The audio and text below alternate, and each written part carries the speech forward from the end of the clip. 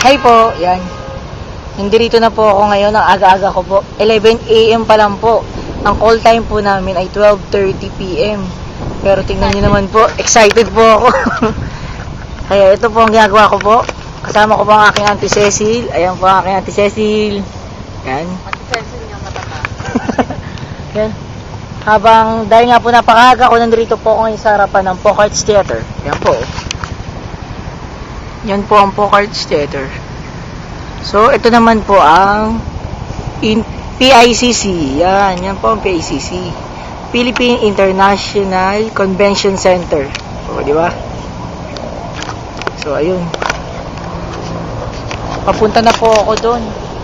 Kahit po napakaaga ko, masyado po ako excited sa aking graduation. Pupunta na po ako doon para maaga po ako, di ba? So, yun. Kung nakikita nyo po ang aking suot, nakapang-graduation na po ako. Parang nag-o-office lang, ha? Yun. So, pupunta na po kami. Doon po kami sa likuran ng Philippine International Convention Center. Kasi po kami po yung batch 2. So, yun. Samantala, yung batch 1 po, nandoon pa rin po sila sa loob.